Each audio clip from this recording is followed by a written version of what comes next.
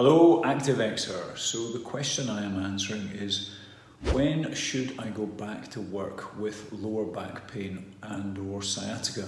It's not that complicated a question, but when you're in pain, particularly when you're in severe and persistent pain, it can be difficult to think straight. Now, please don't take that as condescending. It is a reality that if you have really severe or persistent pain, it literally affects your ability to think. So I'm going to hopefully help by laying out a process of thinking that I encourage you to go through in making that decision about when to return to work. So the first and perhaps most important point is that you should only return to work when your presence will not be a risk to anybody else.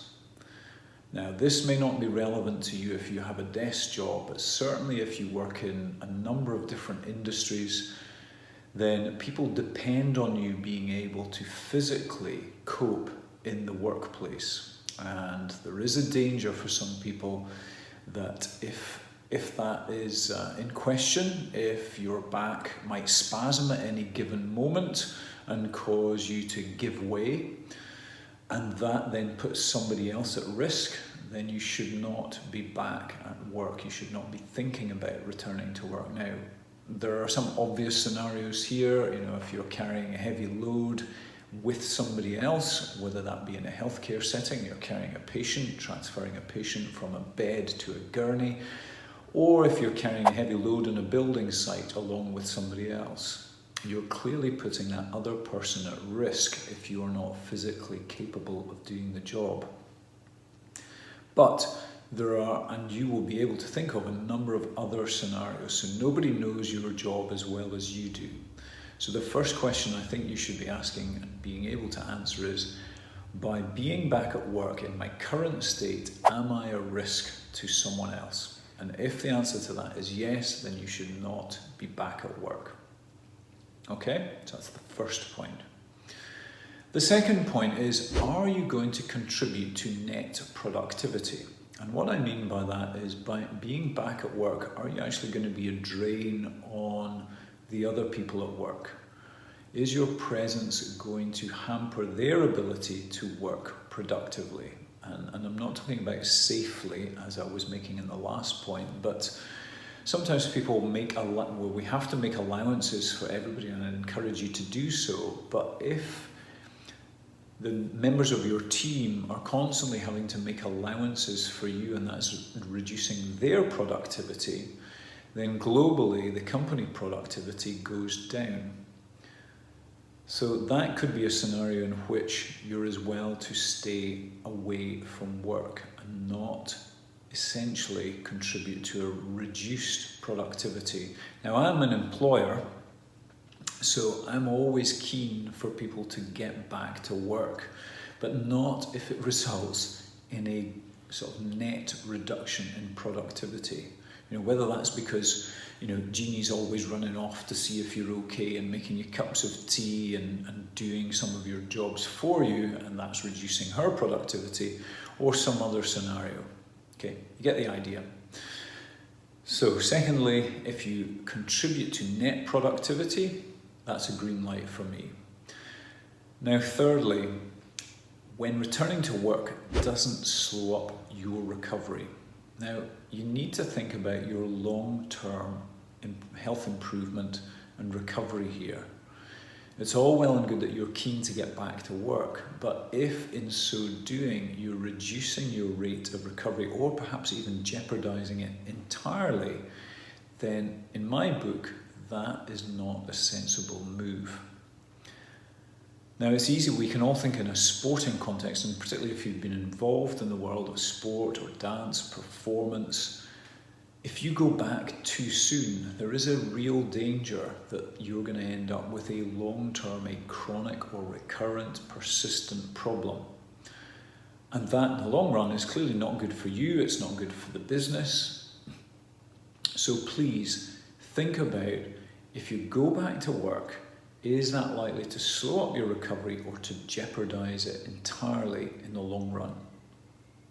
If that's the case, then you should not be returning to work. just yet. Okay? Now, another point. You should not return to work until you have a plan for that return to work. Being off work is a very different way of living to being at work. And what I mean by that is you'll be doing different things when you're working, whether that means you have to sit more because you have a desk work, or you're literally digging the roads, or collecting rubbish, or whatever your job involves. The chances are it's quite different physically and kind of mentally to what you are doing when you're not at work. So you have to plan for that activity. All too often over the years, I've seen people who've been signed off work, they've had a period of work absence, so they've been away from work for a while, and then they go back to work, full time. And the transition is just too sudden.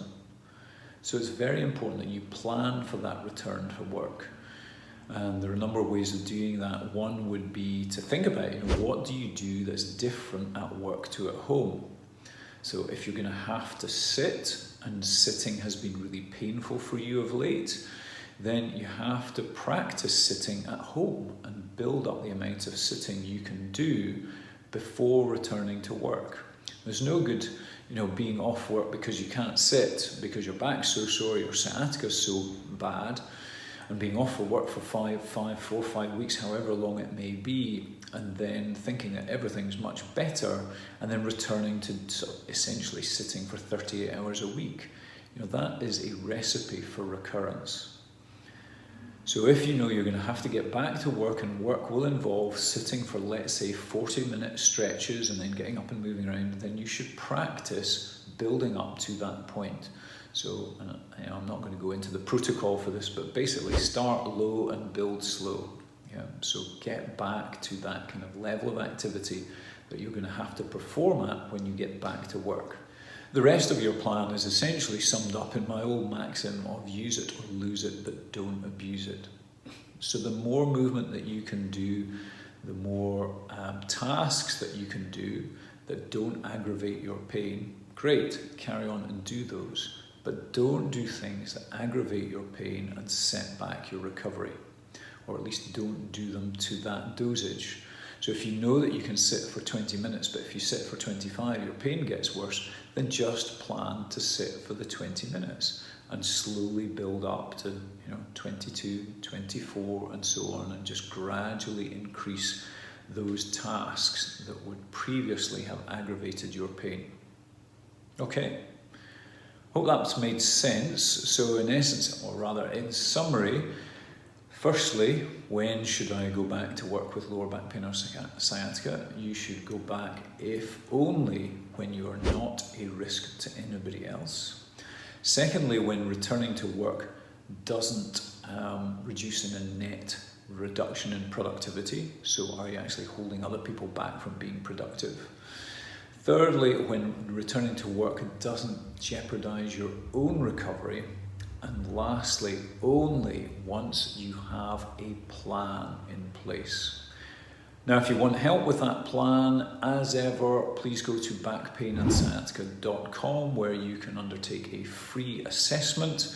The chatbot programmed by me will take you through a series of question and answer and work out which movements are bad for you, what you should be doing, which exercises are good, which are bad, and help you essentially to start to formulate that plan. So go to backpainandsciatica.com, do the free assessment, and always, feel free to reach out, let me know, and please, at the end of this, whether you're watching this on YouTube, Facebook, or you're listening to the podcast, please leave a review, like it, recommend it to friends. It helps others to find help if they have back pain and sciatica too.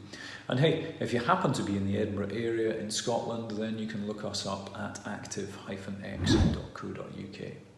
Okay, one more time, that usual URL for you is backpainandsciatica.com. Do the free assessment and you will do well. Okay, see you again soon.